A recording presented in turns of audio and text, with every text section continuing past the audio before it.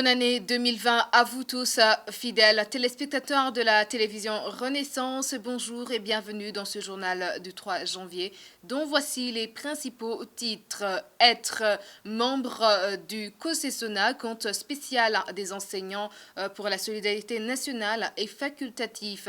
La porte est grandement ouverte pour ceux qui veulent partir. Les enseignants, eux, se sentent piégés. Ils ont peur de se retirer du COSESONA. Pour eux, la ligne dit. Les responsables des différents syndicats devraient d'abord expliquer aux enseignants le bien fondé du COSESONA. Vous allez la suivre dans ce journal. Révérien Dikouli regrette qu'aucun Burundais ne se soit suicidé quand l'équipe nationale de football perd une rencontre. La télévision Renaissance a fait un saut vers le nord-est du Rwanda pour rencontrer certains réfugiés burundais vivant à Rwamagana. Ces réfugiés se sont organisés afin d'avoir leur pain quotidien. Un reportage que vous allez suivre également dans ce journal. À tout de suite.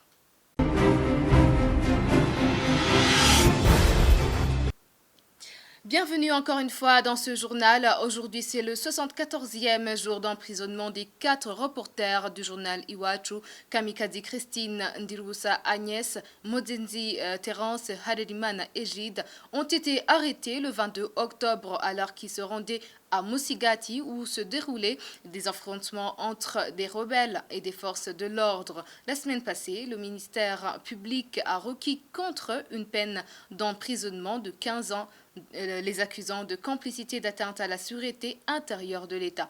Le jugement du tribunal a été mis en délibéré pour 1 mois. Le sort de nos confrères et leurs chauffeurs sera connu avant 30 janvier. Poursuivant ce journal, les enseignants se sentent pris au piège au Burundi. Ils ont peur de se retirer du compte spécial des enseignants pour la solidarité nationale. Pourtant, le président du COSESONA avait annoncé en début de semaine que des feuilles de papier avaient été distribuées dans toutes les provinces pour permettre à ceux qui souhaitent se retirer de ce compte de se faire inscrire. Pour les enseignants, ce n'est ni plus ni moins qu'un stratagème pour identifier ceux qui seront qualifiés d'opposants et craignent donc de subir des représailles. À l'origine de ce conflit, des initiateurs du COSESONA ont inscrit tous les enseignants sur le compte sans leur demander leur avis. 500 francs burundais sont prélevés à la source par mois et par enseignant. Un prélèvement que les enseignants qualifient de vol. Et pour Eulalie Niwidi, ancienne présidente du syndicat STEB, les responsables des différents syndicats des enseignants devraient d'abord expliquer à ces derniers le bien fondé de ce compte et la finalité des 500 francs bouffe. Voici l'éclairage de Lali Niwidi. La loi dit donc que si vous voulez entrer, si vous êtes prêté une confédération en collectif, vous entrez d'abord dans un syndicat. Et le syndicat, fait un recrutement, il a pas fait vous adhérer, vous acceptez les conditions, sous forme de cotisation, sous forme de règlement, le règlement d'ordre intérieur ou le statut, et le syndicat procède au retrait, à la source, et pour entrer dans la confédération, normalement, c'est le syndicat qui doit cotiser dans la confédération, et ce ne sont pas normalement les individus. Parce qu'il est difficile pour les individus d'aller demander des comptes à une confédération. Quand les individus demandent des comptes, ils s'adressent aux organisations. Et quand il y a un problème, par exemple, maintenant que les enseignants disent qu'ils sont forcés d'entrer dans ce système-là, ils doivent s'adresser à leurs responsables, ceux qu'ils ont élus et qui doivent répondre devant eux. Et s'il y a une plainte, une plainte qui se généralise, le gouvernement, normalement, joue le rôle de facilitateur. Il facilite aux confédérations pour faire le retrait, il facilite aux syndicats pour faire le retrait, pour collecter les cotisations de membres. Et quand il y a beaucoup de contestations, ils doivent d'abord patienter, et écouter les gens, mettre de l'ordre, et le gouvernement doit exiger aux syndicats, aux représentants syndicaux de faire de l'ordre d'abord.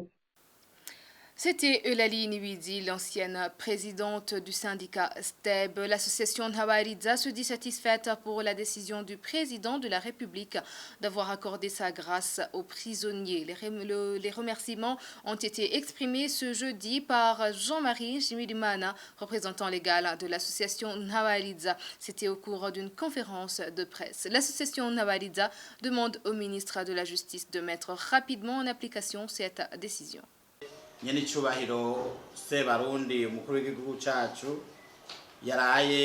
Le président de la République vient d'accorder sa grâce à beaucoup de prisonniers. Si nous essayons d'analyser ce qu'il a dit, nous voyons qu'en un peu de jours, plusieurs prisonniers vont être libérés. On ne peut pas oublier de remercier le ministre de la Justice, lui qui est chargé de mettre en application la décision présidentielle. On demande également la mise en application immédiate de cette décision pour que nos frères bénéficiaires de cette grâce présidentielle retournent dans leurs familles. C'est vrai que ces Burundais reviennent dans un bon moment où le peuple burundais se prépare pour les élections de 2020. On demande à ces gens de ne pas encore se mêler dans les affaires politiques. Nous savons que la commission permanente chargée de la mise en vigueur a beaucoup d'autres activités. On demande la mise en application directe de cette décision. Que cette année 2020 soit une année de bon esprit, une année d'entraide sociale. Nous voulons que ces prisonniers rentrent état dans la joie. Quant au ministre de la Justice, qu'il veille à ce que le nombre désigné par le président soit respecté. Que les procureurs des parquets réduisent les emprisonnements cette année 2020 plutôt qu'ils essayent de réconcilier le peuple burundais. Il n'y a aucune solution ici de l'emprisonnement. Dans notre association, on trouve que le gouvernement perd beaucoup en emprisonnant.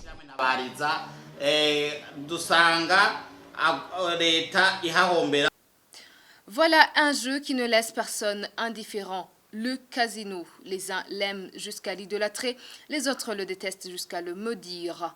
Eh bien, pour Fierté Horimbere, c'est comme un don du ciel. Certes, il est gérant d'une toute petite salle depuis quelques mois à peine, mais déjà, il entrevoit son avenir principalement bâti autour de ce jeu de hasard. Francadze s'est rendu à Kirehe, au nord-est du Rwanda, pour le rencontrer. Reportage. Fierté Niholimbere, 30 ans, est un jeune réfugié burundais. Officiellement, il vit au camp de Mahama. Il est entré dans le domaine des jeux de hasard un peu comme un jeu pour tenter sa chance.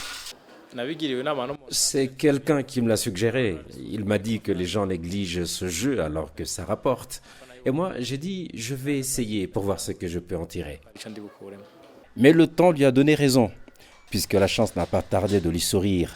Grâce aux 3 machines à sous qu'il gère, il encaisse des gains par jour et par semaine. Et en parler n'est pas un tabou pour lui. Quand un joueur gagne, il me donne 10% de ses gains.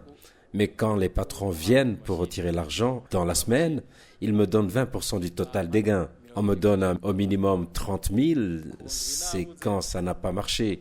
Et pour les 10%, j'ai un minimum de 5 000 par jour. Ces gains, qu'il n'hésite pas de qualifier de satisfaisants, lui permettent d'abord d'assurer le minimum vital et parfois même de se faire plaisir. Ce travail m'aide parce que dans la vie, on a besoin de beaucoup de choses. Et donc l'argent que je gagne ici me permet de couvrir mes besoins. Je n'ai pas de gros soucis. Par exemple, à la bonne année, je vais bien manger et puis je me paierai de nouveaux habits. Grâce à ce qu'il gagne, il entrevoit d'agrandir sa petite entreprise et il parle de ses ambitions avec assurance. Oui, je pense que si tout se passe bien, je pourrais même ouvrir un petit magasin au bout d'une année. Même ses clients sont contents. Ils disent y trouver leur compte avec un enthousiasme assumé. Oui, nous gagnons. Quand tu joues, tu peux miser 700 francs et tu gagnes 10 000. Tu mets 2 000, la machine te donne 1 000. Tu mets 100 francs, elle te donne 2 000. Parfois, tu mets 100 francs, elle ne te donne rien. Mais souvent, elle donne.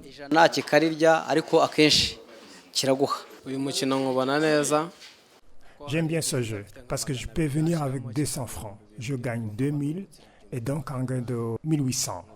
Ça arrive souvent, des fois, elle te donne d'autres fois non. Comme on dit, c'est un jeu de hasard. Le fait que Fierté Nihorimbere soit un Burundais ne constitue aucunement une barrière.